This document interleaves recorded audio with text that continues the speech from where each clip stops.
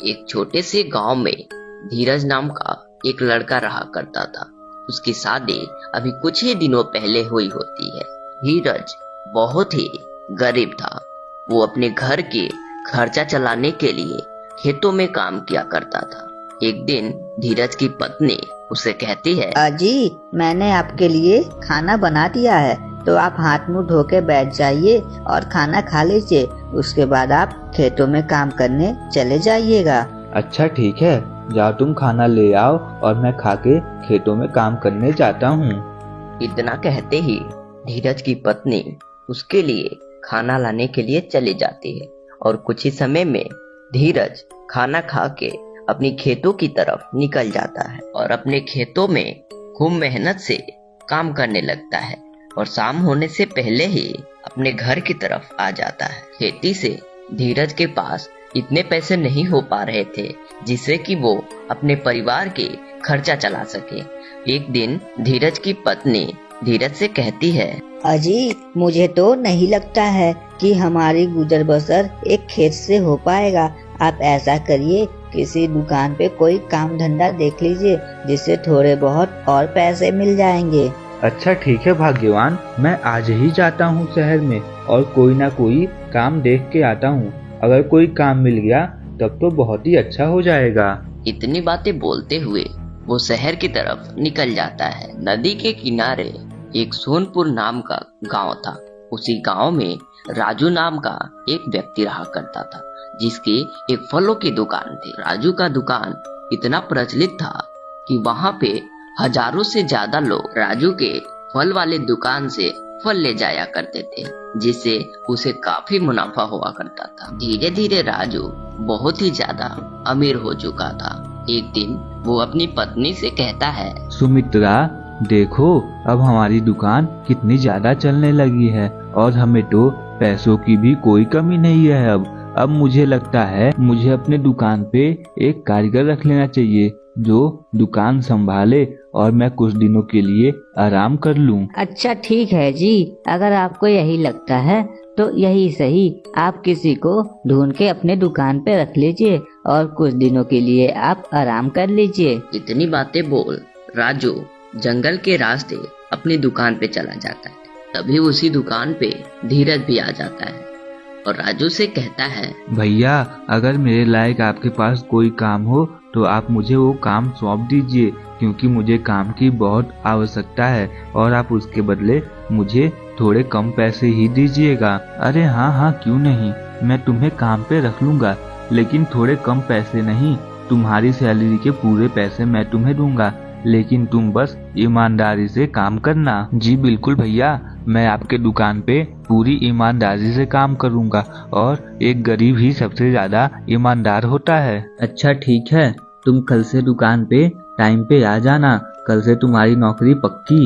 इतनी बातें सुन धीरज बहुत ही ज्यादा खुश हो जाता है और अपने घर आता है। अपनी पत्नी से कहता है, भाग्यवान सुनो, आज मुझे एक दुकान पे नौकरी मिल ही गई। मालिक ने मुझे कल से सुबह काम पे बुलाया है। मैं कल 10 बजे ही काम पे चला जाऊंगा। अच्छा जी, यह तो बहुत ही खुशी की बात है, आपको काम मिल गया। अब आप अपना काम मन लगा के करिएगा। इधर दूसरे तरफ राजू भी अपनी पत्नी से कहता है, सुनो सुमित्रा, मुझे आज एक दुकान पे वर्कर मिला है। वह कह रहा था कि वह ईमानदारी से हमारे दुकान पे काम करेगा, इसीलिए मैंने उसे कल से काम पे बुला लिया है। अच्छा जी, यह तो बहुत ही खुशी की बात है। अब आप कुछ दिनों के लिए आराम कर पाएंगे।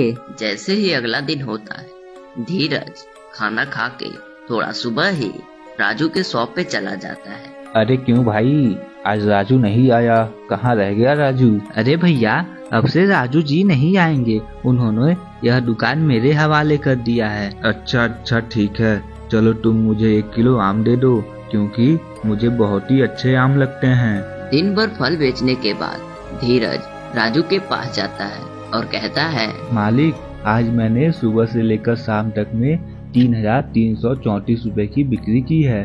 राजू को पैसे दे के वो अपने घर की तरफ चला जाता है और अपनी पत्नी से कहता है, अरे भाग्यवान, राजू का दुकान बहुत ही अच्छा है, मैंने तो आज 3,334 रुपए की बिक्री भी की और उनके दुकान पे कस्टमर भी बहुत ज्यादा आ रहे हैं। फिर वो खाना खा के जल्दी ही सो जाता है, क्योंकि इसे सुबह ही दुकान पे जाना रहता है।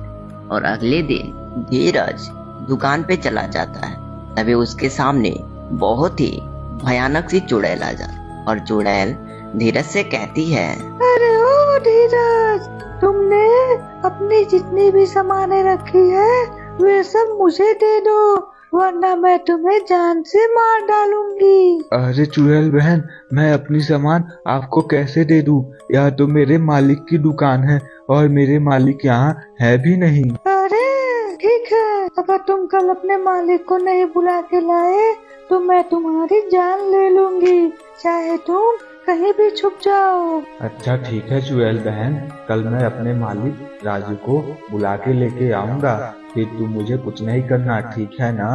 अच्छा ठीक है, मैं कल तुम्हारा इंतजार करूंगी और अगर तुम्हारा मालिक नहीं आया तो मैं तुम्हें जान से मार दूंगी। ये सारी बातें धीरज राजू से बताता है और राजू धीरज से कहता है, अच्छा ठीक है राजू, मुझे कल थोड़ा काम है, इसलिए तुम पहले चले जाना और मैं काम खत्म करके आ जाऊंगा। ठीक है मालिक, आपको जैसा ठीक लगे आप जल्दी से आ जाइएगा, नहीं तो वह चुड़ैल न जाने क्या करेगी। और अगले दिन जब धीरज दुकान जाता है तो देखता है चुड़ैल वहाँ पे पहले से ही आ गई होती है और उसे मारने की धमकी दे रही होती है। अरे तुम्हारा मालिक क्यों नहीं आया?